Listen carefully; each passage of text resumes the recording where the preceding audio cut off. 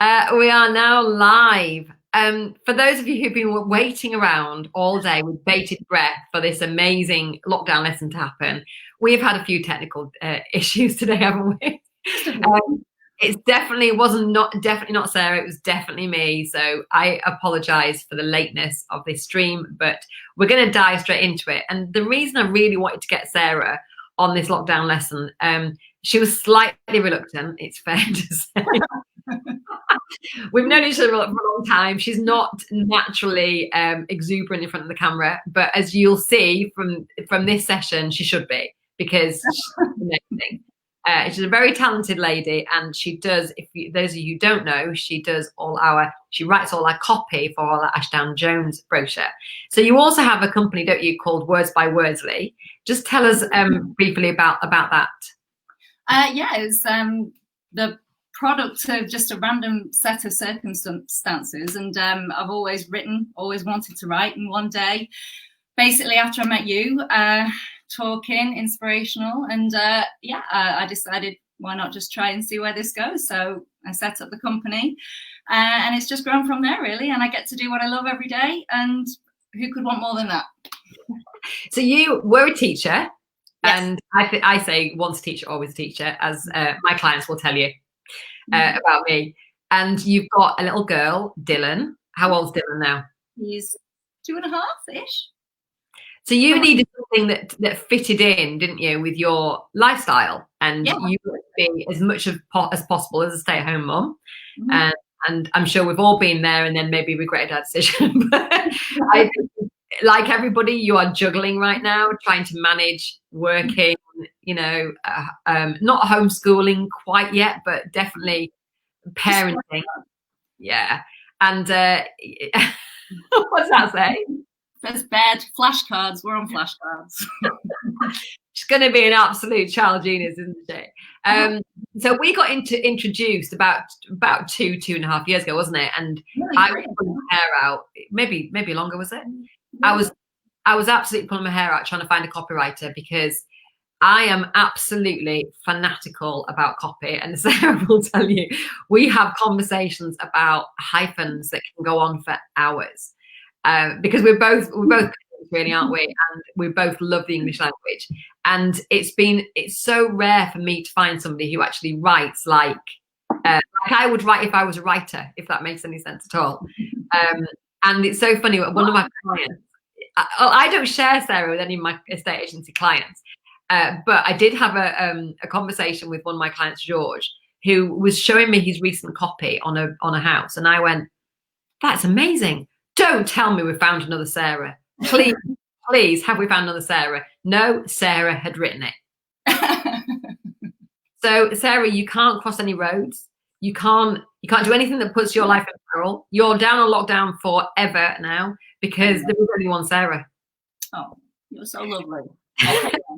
So anyway, I bigged you up enough. What I wanted to talk to everybody about was, I think some people, I'm guessing here, because nobody said this to me directly, but I think some people may be using this or wanting to use this lockdown period as an opportunity to, for the first time in their life, give themselves permission to write. Yeah. Okay. Yeah. And writing is a broad spectrum. We're going to talk about lots of different kinds of writing, and none of them probably would ever call themselves a writer, but I think there's a budding writer in a lot of us. So just tell us a bit about that, because that's actually was you, wasn't it?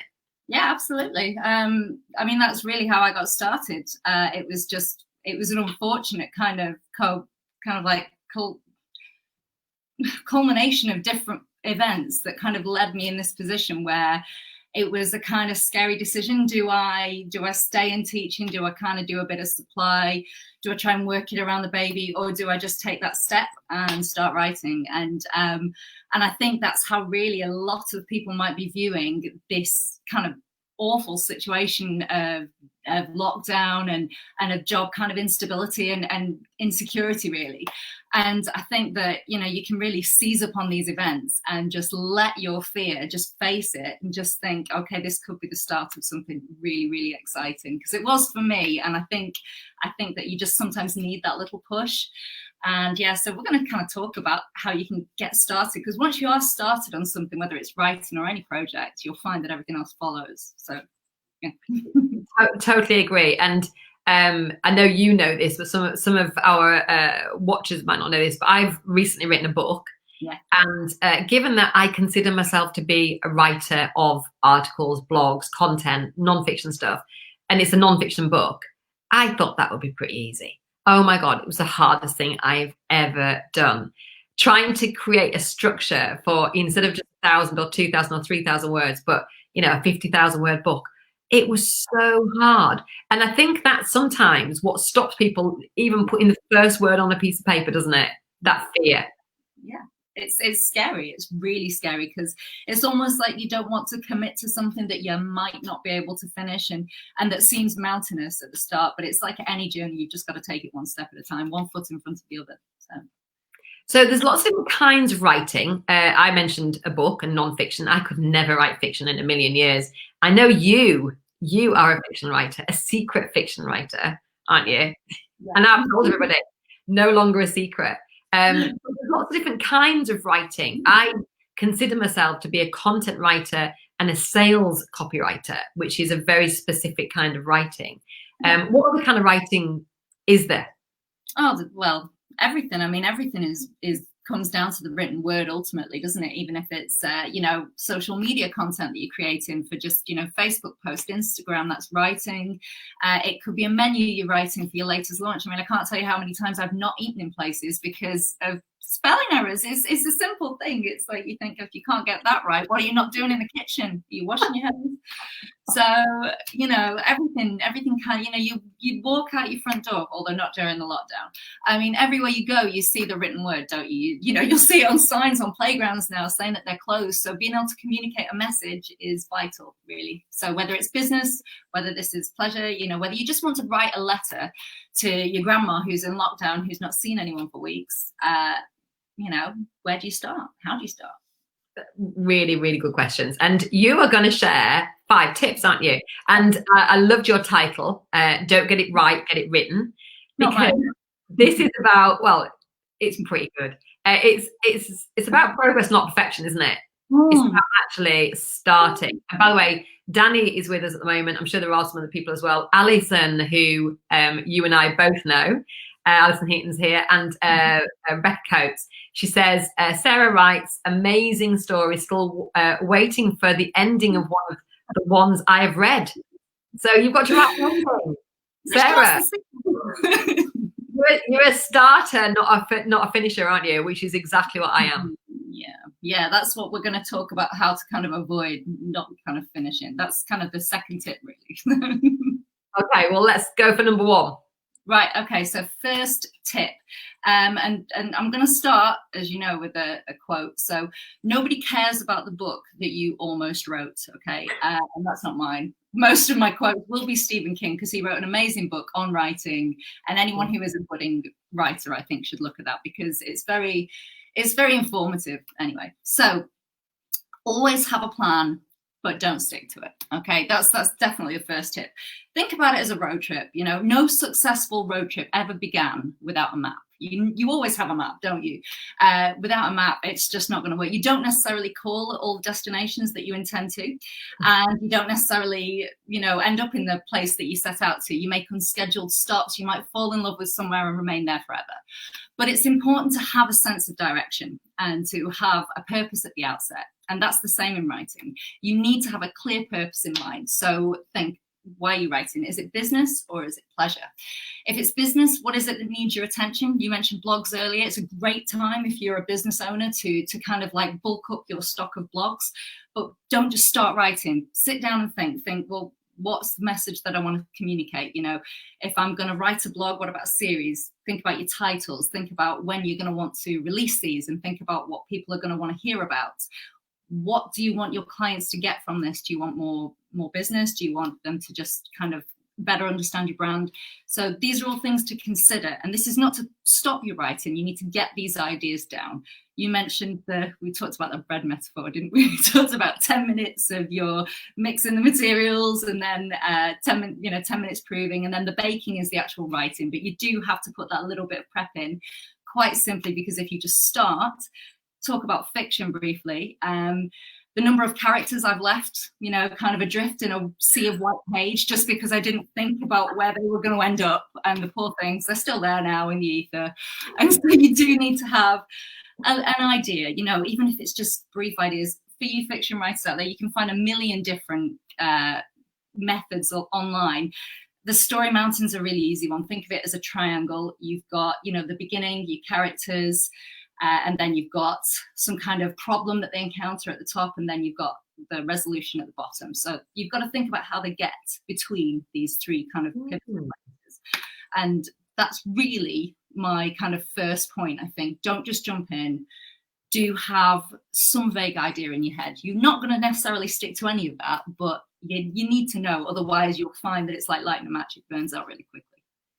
I think also if you've got a specific project in mind, which you probably do have if you are going to sit down and write, because very few people just sit down and write with no idea what they're actually trying to write.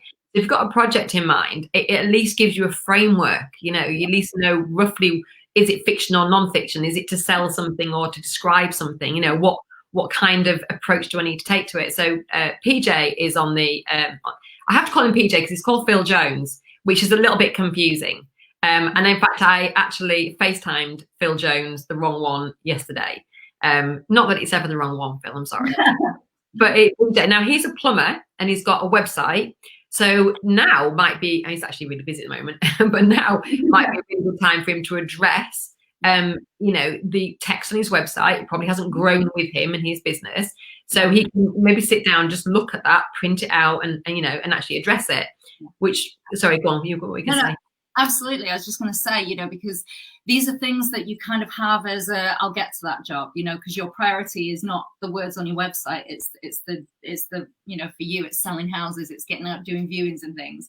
And I mean, obviously it's not for you because you dedicate half your life to content, but you know, general businesses, and you don't necessarily, you do, it's always there in the back of your head. I'll come back to that. Now is that perfect time, isn't it? Just to think, does this really actually match what we do? Because as you said, companies evolve and your business has certainly evolved massively in 3 years, and so is your website to kind of mirror that. So it is about keeping it. And you mentioned earlier when we were talking about how vital reading is. You know, you don't just come up with ideas from nothing. You need inspiration. So in terms of businesses, look who's already doing what you're doing, and you know, see which bits you like and which bits you think are weak and that you could improve upon. And once you know where you want to improve, you really get a good starting point. So.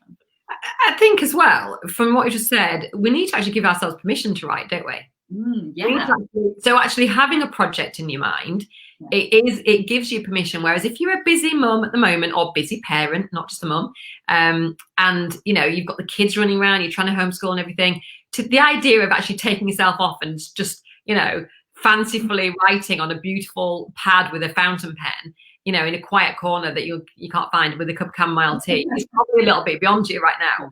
But actually thinking, you know, saying to your other half, look, I need you to spend a couple of hours on my website text, and taking yourself off, that's going to give you that kind of confidence to have the permission, or to give yourself permission to write. Would you agree? Leading question, sorry. I would. It was a leading question. I completely agree. And that leads me on to point number 2. It's almost like you can read my mind. You do need to devote time and space, because, you know, the writing, if you've decided that it's something that you want to do, there's a reason you've decided that, you know, it matters to you, it's important for business or pleasure. These words need to be outside of you and written on a page. So the second tip is devote time and space to this project, okay? And the clue there is in the verb devote, okay? Getting a little bit English on you here. You know, pledge that time, commit it, sacrifice. That might mean, you know, you're going to have to give something up in your day. Hopefully not, because you've gained time from the lockdown. So set a period of time every single day. I'm sure you'll agree, possibly morning for me is my most productive time. If I'm going to get up and write, the morning is when I would do it, and I do it best. Not everyone works like that. A lot of writers say the morning is when they write, but it won't necessarily fit in with everybody. Some people write in the evening, and if that works for you, that's absolutely fine. But set that period every day and stick to it, and start small. You're going to say something? No, I was actually going to say, didn't J.K. Rowling, didn't she used to write in the evenings at her kitchen table? I got that right. And I cannot. Say again, sorry. She also wrote in cafes as well, but that leads me on to the other bit. Yeah, I cannot write at any other time but the morning. By the evening, I've got no words left. They've all. Yeah, I often say I'll wait till Dylan's gone to bed and I'll write, and by then it's just like no. But it could work for you. You know, some people are real night owls, and I will mention something for writing in the evening. But you do have to start small.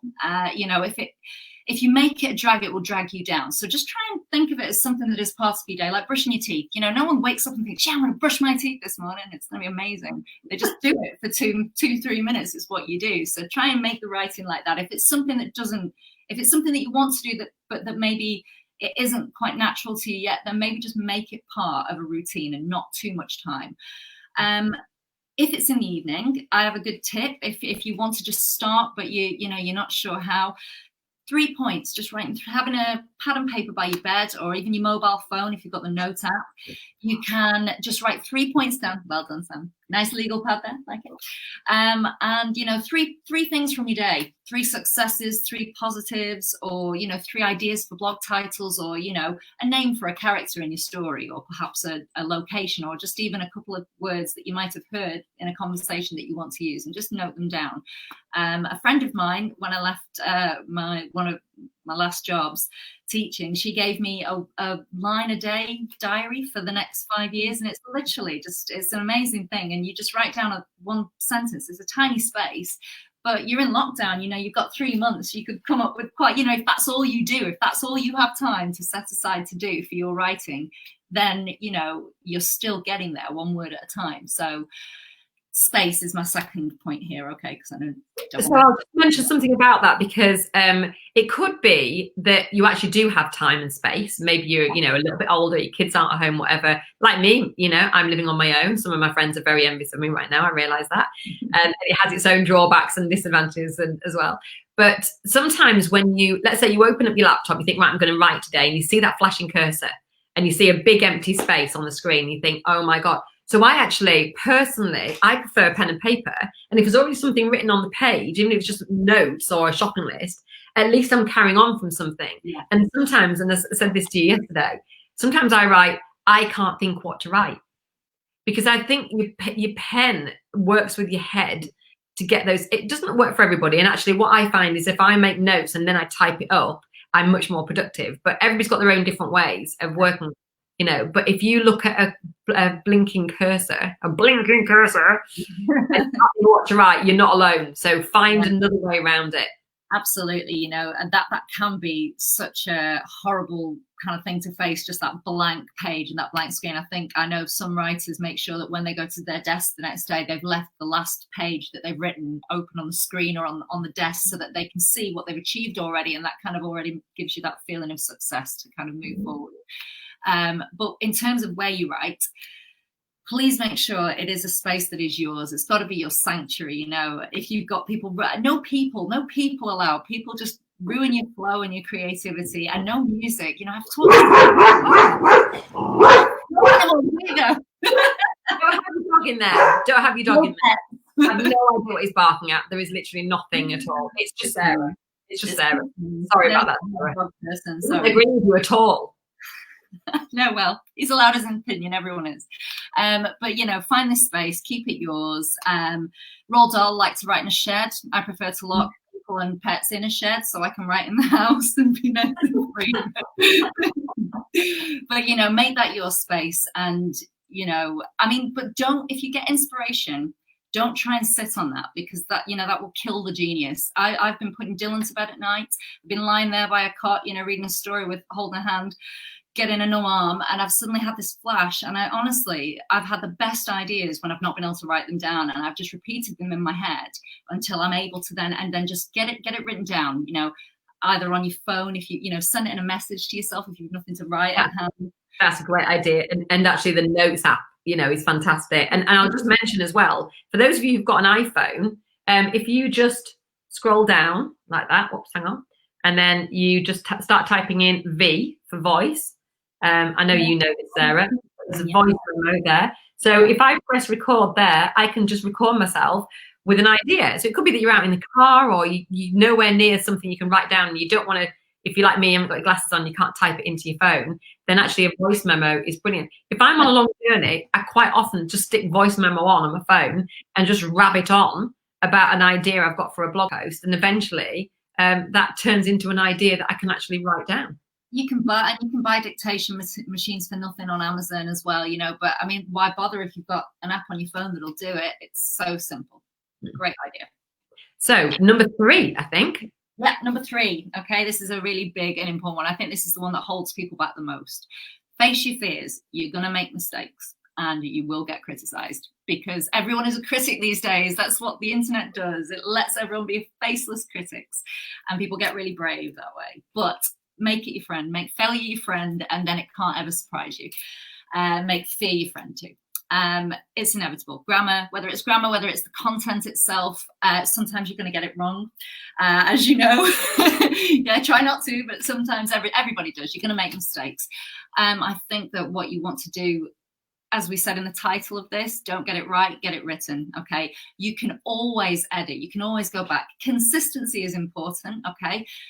You know, in the long run, the English language is constantly changing. It's always repurposing itself. You know, nouns become verbs. We borrow words from overseas. Technology has just given us so many, you know, neologisms and new words. Don't worry too much about it, basically, because language is always changing. And if you say something enough, it becomes a word. So, you know, but I mean, I have this all the time as my chief proofreader will kind of understand. Wood burning, wood burner. Okay, so wood burning is a skill. Wood burner is, we have this all the time. So we, as you know as well, we've started an Ashdown Jones style guide that's just specific to us, because there are so many different ways of phrasing things, but it's important that you, in your writing, keep consistent. So don't have lots of different versions of the same words. So that's something that you can develop as you go along. If you want on that, if you're worried about your not necessarily your style, but have I got a full stop in the right place? What's the semicolon? I've no idea if I should be using adverbs and what is one anyway. Then actually what I personally do is I have got somebody that I know very well that is a brilliant proofreader called Sarah Igo. And I think I can proofread my own work, but I can't. So when I send it to you, you always find something. I've never ever sent you even a 1-page letter and you not found something. Thank God. So you save me from myself, and you need a Sarah that will save you from yourself. So if you are worried, especially if it's going to be in the public domain, send it to somebody who can proofread it. Absolutely. And this is kind of my next tip. Okay, so when you do, I think, is this on this tip? Yeah. So when you do actually find something that you finish and that you're happy with, choose your proofreaders with care. Okay, I would suggest 2 types of proofreader. Okay, you want somebody who is going to be kind. If you're a bit nervous about writing and getting your work out there, choose somebody who will be kind, who will pick out, Rebecca, thank you, who will pick out all the wonderful things you've done. But then also choose someone who's going to be a bit brutal with you and tell you the truth, you know, who will say, well, that doesn't work, that's wrong, you know, that whole sentence is not quite working. But both people need to be people you respect, because otherwise, what's the point? And with that, I've got one more thing actually on this tip very quickly. When it comes to editing, save versions. Do not screw things up and bin them because you think you've got a better idea. Don't do it, okay? Because you will come back to it, and what you can do is you can end up over polishing and removing the style entirely. It's kind of like my cat. She likes to look good. She grooms herself, but sometimes she'll do it so much she'll go bald. So you've got to not let her go bald. You know, you gotta just keep some of that unique magic that's from that first draft. It might be a bit rough and ready, but you save things. Don't just. Well, that's the other thing. Actually, I have opened documents before, and it's just been gibberish on the screen. And there's been no previous version. So I've learned the hard way. And I think my manuscript, when I finally sent it, was like version 21. So what I do is when I come to it, unless I'm just tweaking, if I'm doing anything significant, I always just save as a new version. Then you've always got the previous versions. And I just put V1, then V2, then V3, and just so you keep the previous ones. Yeah, I think like Google Docs and things have got ways for you to save versions and things like that. But, you know, if you're just doing it on Word, as you said, just save it with a, you know, V1, V2. That's something I've taken from you, and it's helpful. You can just keep track of yourself. So that's tip 3 anyway. Okay, tip 4. Make mistakes. Oh, dream big, execute small. Okay, these next 2 tips are nice and short, so don't worry too much. Be accountable. I'm not going to shut you up. Your phrase, be accountable to yourself, to others. If you want to join a little writing group, which, you know, Success at Writing Group, set daily targets. These might be word count targets. I know a lot of writers work like that. I can't, to be honest, I can't give myself word count targets unless it's your blogs. On a set time, but no, it's kind of like running, isn't it? It's going for a run. If you're going to do exercise, you get tired. So not every day is going to be a productive writing day, but just like running, if you get tired, jog for a bit, walk for a bit, but don't stop. Just keep going. Put one foot in front of the other, one word in front of the other. You can always, as we said, edit it the day after. And, you know, we talked about tangible measures. So if you're going to, the tomato timer, I tried to figure this one out, but you can talk about tomato timer. I liked it, but I can't remember it. So something that's called, it's called the Pomodoro method. And Pomodoro just means tomato in, doesn't actually mean tomato in Spanish, but anyway, it's tomato timers that you turn at the top. That, you know, bing when they've gone round. Do people even have them anymore? We did in the 70s anyway. And the idea of it is that you keep your productivity tight. So you don't just go, right, I'm going to spend the morning on writing, which is a lovely thing to do, but it can be a bit overwhelming. Instead, you just set short periods of time. So the Pomodoro, if you just type in Pomodoro timer on a web app, or, you know, on a browser, it comes up straight away. You press go, gives you 25 minutes, and then it gives you 5 minutes off. Do that 4 times, and it gives you 30 minutes off. So it just, and what I find is, if I'm trying to write a blog, I'm trying to beat the timer. Yeah. Instead of going, oh, I've got 4 hours to write 1,000 words. That's plenty. I'm going, oh my God, I've got to try and you know, how much can I do in 25 minutes? Can I get to the bottom of the page or whatever? So it's just I find it a really good productivity tool, the Pomodoro timer. I'll put it in the notes. Well, I think that's it. I think as well, there is that risk if you give yourself a time of, you know, I'm going to write for 2 hours straight. How much of that time are you going to find flicking on Facebook or, you know, just staring in the corner of the room? So, you know, whatever your method is, you know, try and have something at the end that you can show for it. So maybe a mixture of time and a word count. So I'm going to get at least 500 words done. Anything else is a bonus. But again, it's just marginal gains. Start small, one foot in front of the other. Because the worst thing is to just kind of freak yourself out and then think, oh, I failed, and then I can't do this. And everyone can, you know, everyone can. I can, everyone can. So that's everybody can write. Everybody. Dyslexic people can write. People who have never written a word in their lives can write. You know, you know about something. You're passionate about something. I guarantee if I got, you know, in them. Yeah, everybody has a book in them. Everybody has a topic in them. Everybody's got opinions on something, and that thing just needs to come out. Is it other people need to benefit from it? Definitely, absolutely. You know, I mean, because think about all the wonderful stories we've read, and if someone had just sat on that idea, you know, that would be just so sad. So that's a nice small one. I'm going to end on, you know, a general idea and a couple of practical tips that will be useful whatever genre you're writing in. So my last one is just love the process. You have to love what you're doing, otherwise it's going to be such a chore for you, and like we said, you'll fall out of love with it. So have a goal, have that roadmap, but write for the pleasure of it. You know, be passionate about whatever topic you're writing. I mean, I'm assuming if it's your business, you know, you're running that business because you love it, so you know that should give you plenty of inspiration. So think of it as a chance to tell the world about what you love, and that will make it so much more fun.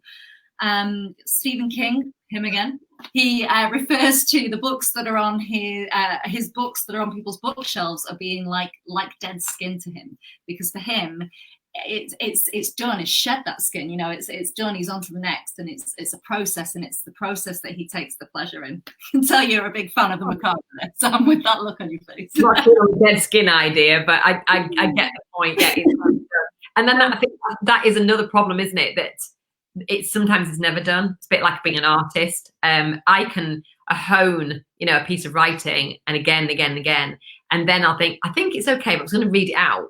So I read it out to myself and think, this is total rubbish. Now I need to just, you know, again. And I'm on version 27 and about to kill myself. So, you know, so you do need to stop somewhere, and you'll never get it 100%, but you know, your 99% is anybody else's 100%. So don't overthink it. Exactly. And chances are the first thing that you finish writing, you won't love. When you look back on it, you'll think, God, that was awful. But that doesn't matter. It's just kind of getting out there and doing it. So 2 tips. 1, avoid the passive tense, okay? By the passive tense, I mean something that's just really dull and it doesn't put the subject at the heart of it. So I was hit in the face by a football. That's not very impactful. The ball hit me in the face. It's very impactful to be hit in the face by a football, though. Well, the ball hit me in the face. That's a lot more powerful. So basically, when we're talking about, you know, be active, you know, make the verb the heart of the sentence, you know. So speaking of verbs, my second tip is to use adverbs sparingly. So by adverbs, we mean the intensifiers that kind of add more detail to the verb in your sentence. So you've got to put faith in your verbs. No one wants to know that the boy ran quickly, the boy sprinted. You know, save your reader time and effort. Don't throw the extra words in. It just makes it sound like you're not very confident in what you're trying to communicate. And I'm very aware right now of how many adverbs I use. So yeah, but we pay you to use verbs, so you're all right. You're in, you know, and adverbs and adjectives, so you're in good shape. I was going to just say something about those of you who are writing non-fiction, which is my topic. If you want to talk about fiction, don't talk to me. Talk to that lady there, because I am absolutely rubbish. In fact, even the fiction books I read, they've got to feel like non-fiction. So I read a lot of John Grisham and, you know, those crime drama kind of things, because it feels a bit more like non-fiction. So when you're writing non-fiction, there's an amazing guy, just before you give me all your excuses about why you can't write non-fiction, called John Morrow. And I want everybody to look him up. And this is a guy that was born with a very, very rare syndrome, and he cannot move any part of his body apart from his face and his mouth, right? He is an incredible copywriter, and he is an incredible copywriter because he writes 2,000 words a day and has done for about 25 years. And he just never stopped. He just wrote. And when I say write, he can't use his hand. He has to speak them. So imagine trying to edit verbally. That's hard, isn't it? So I don't want anybody to have any excuses why they can't do it. So whatever excuse you were thinking of right now, I want you to think of John Morrow. Go and look him up, Jon Morrow. Amazing guy. And he was once told by somebody who used to work with Copyblogger, which was a big copywriting website. And he was told by Brian Moran, I think it is, from Copyblogger, he said, well, how do I learn to write a headline? He goes, go away and write 3,000 headlines. Yes. So he did. He went away and wrote 3,000 headlines, and he came back and he said, right, I've done my 3,000 headlines. And apparently Brian Moran had given everybody this task to do for many, many years, and he was the first person to ever complete it. So even when I'm writing a headline or a title of a blog post, I will write loads, and they get better and better and better, and then suddenly they get worse, and you know you've hit the right one. So if I write 50, number 49 is better than number 50 usually, because if it keeps getting better, you don't know when to stop. Absolutely, yeah. I would, yeah, completely concur with that. It's practice, isn't it? It is just practice. It's just practicing getting a pen and paper together, you know, and just putting something down that feels, I don't know, it fills you with pleasure as you're doing it and when you've done it. And you will be fearful of it. And I don't want you to be fearful of it, because what we're talking to here is sometimes people who've never written a word. But I think you just need to do it. The world needs to hear your words. You can't be a writer unless you write. So just start, because once you start, you will get there. You just put one foot in front of the other, one word after another, and you'll get something. It might be a big sloppy mess, but then you just keep playing with it until it becomes something you love. And it sounds like cooking again. We're back to the bread analogy. And what I want everybody to do today is, if you can't think what to write, I want you to write down, Sarah's told me what to write and I can't think what to write. I want you to write that on a piece of paper, because that will start you off. And you've got a special offer, haven't you, for people? I don't mean like a paid offer. I mean, you've got an offer you'd like to make. Yes, anyone who is out there who wants to start writing, who just wants to have a go at it, if you want to send me your work to read over, to proofread with absolutely no judgments, just to read for the pleasure of reading your writing, to offer you my opinion, then yeah, I would like to put that out there. That's cool. I think you should start your own writing group, Sarah. I think you'd be very inspirational to people, because I need to tell the one I'm in first. Well, I think. Well, that's true too. I think you're a very, and please take this the right way, you're a very normal person. You've been a primary school teacher. You're a mum. You know, you live locally, live in Arnside. Say that. Say again. Secondary school. I'm definitely not normal. I taught the big. Oh, sorry. Secondary school. And you came to writing as a hobby, and it's turned into your dream job. You know, working from home, writing more or less when you need to write. You know, to fit around your you know, your other commitments. You get paid for it. You know, that is, to a lot of people, that is a dream job. It is. I can't state that enough. I love what I do, and I think if you, and I wouldn't say that I'm the most confident person in the world at all, but when I'm writing, but when I'm writing, I am confident because I'm not necessarily confident about how other people will take it, but I'm confident in what I'm doing and what I'm producing, and that gives you so much pleasure. I think if you're doing something that you love, you can't go wrong with that. So if you love the idea of writing, or if you, like Sam said, if you've never written before but it's something that you hanker for a little bit, then just now's the perfect time. You know, you're never going to get a better chance than that. Never. Gift of time. You know, how often do we ask for that? So and the last thing I would say on that is read as many authors, as many styles, read everything from poetry to recipe books, everything you can, because the more you read, the better you can write. And it's only because Sarah and I have absolutely avid readers, and we have a very varied diet, that we're able to write. Because if you just read one type, you'll always just write in that style, won't you? It's surprising you don't actually write like Stephen King, really, isn't it, Sarah? You've clearly not read some of my stories. That seems like a good place to end. That is one more tip, one last tip.